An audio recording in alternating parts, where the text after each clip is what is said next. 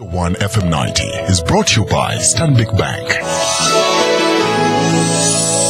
Hello and good evening. This is Spectrum on Radio 1. My name is Edmond, Kizito, your host. Tonight on Spectrum, government issues warnings on a new climate phenomenon, La Nina. How are we likely to be affected by this phenomenon?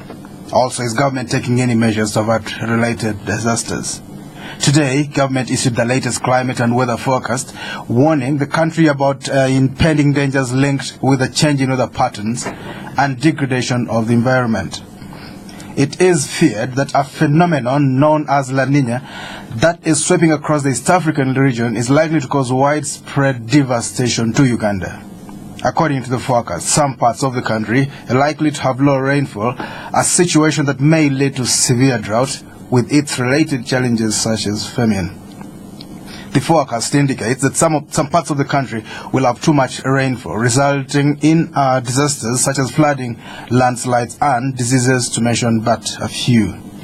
Farmers are already scared that the changing weather patterns and seasons may aggravate the situation and lead to poor harvests, worsening this country's poverty levels. Experts on the environment say that Uganda is likely to be hit hard because it has delayed to put in place a mechanism that will mitigate climate change, which is a key factor behind the changing weather patterns. Others have argued that the rapid degradation of ecosystems such as natural forests, wetlands, and rivers makes the situation in Uganda more volatile, calling for immediate intervention. Because this problem is not only limited to Uganda, other countries are taking measures to try and avert the danger, including setting up contingency funds, national sensitization campaigns, and moving people away from risky areas, among other actions. So tonight we seek to understand what dangers lie ahead, looking at the predicted change in weather patterns. We also ask what kind of action the Uganda government is taking to deal with the rapid degradation of the environment, and what action should the population take as we prepare for the worst to come. Our guests tonight, Honorable Maria Mutagamga, the Minister for Water and Environment. We expect her to join us shortly. She's on her way to this place. In the studio right now, though, I have Mr. Khalid Mwembe, Senior Meteorologist, also Public Relations Officer at the Ministry of Water and Environment. You're most welcome, Mr. Mwembe. Thank you, Edmond, and good evening, viewers. We also have Ms. Lukia Tazalika, Acting Assistant Commissioner Forecasting at the Meteorology Department in the same ministry, the Ministry of Water and Environment. You're most welcome, Lukia. Good evening, Edmond. I'll start with you, Khalid. Give us a background to this La Nina phenomenon. Today you see the latest weather and climate forecast of the media, in which the minister explained about the La Nina phenomenon and how it's likely to affect the country. Before we get the details, can you give us that a description of this concept of this La Nina problem? Thank you, Edmond, and once again, good evening to all our listeners.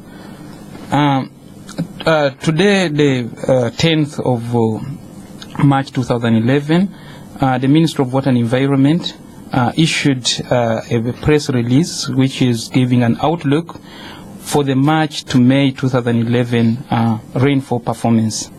And in this outlook, the most outstanding phenomena was that the weather of Uganda and the East African in general is likely to be affected by the declining moderate La Nina condition, which are likely to continue throughout the forecast period of March to May 2011.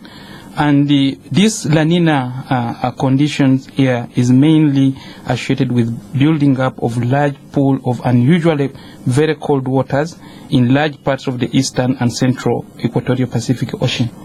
So normally we talk about La Nina as weather experts, and this La Nina is generally the opposite of what is commonly known as El Nino. We know very well that El Nino at least is now well established, well known to most of the public, but La Nina is just the opposite. Although El Nino is associated with the very heavy downpours of rain and flooding, as it has been over the years in Uganda, the La Nina phenomena is normally associated with the dry and drought condition, which we have predicted since the beginning of December. And we have been time and again warning the public about this La Nina condition. As we have seen from December through January to February, Uganda has been experiencing very dry and uncomfortable conditions, which are characterized by very high daytime temperatures, which of course is very uncomfortable to the public. as you are going around doing your day-to-day business, but also when you look at the economic activities, you find that the impact is really, really worse. The major impact, especially in urban areas, has been shortage of water. Most of the water sources have dried up. The levels of rivers, of lakes, have really gone much lower than is normally the situation. And as a result, the water supply system to the towns has been greatly affected. And so you find that in most urban areas, you find that water shortage has been a very, very big problem.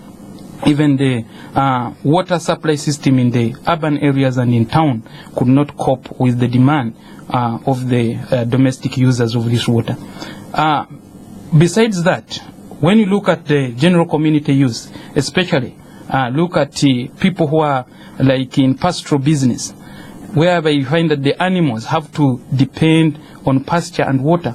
That has also been one of the most worst hit areas of our community and economic activity.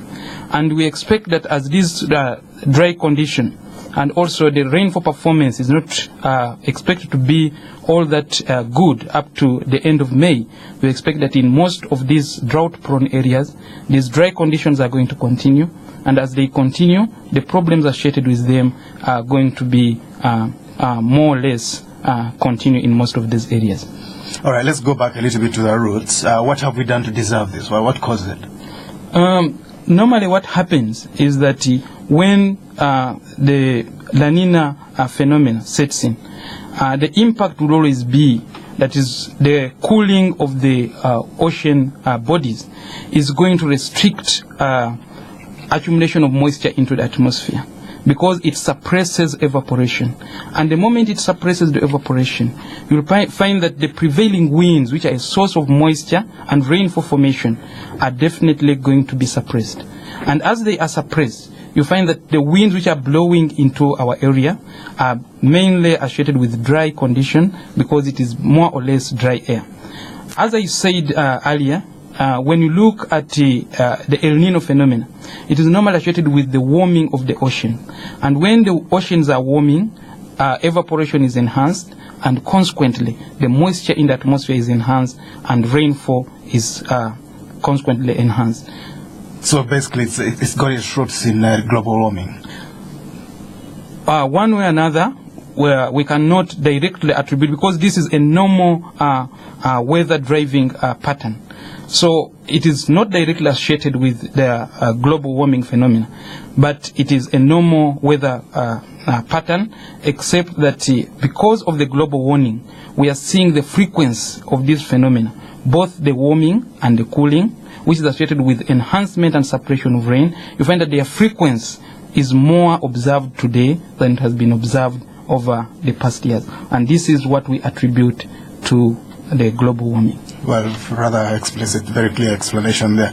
Look here, the minister indicated that all the 4 regions of Uganda are likely to be affected differently. Can you briefly take us through that analysis and explain this influence on this weather pattern? The forecast which we issued is likely, we predicted that the northern region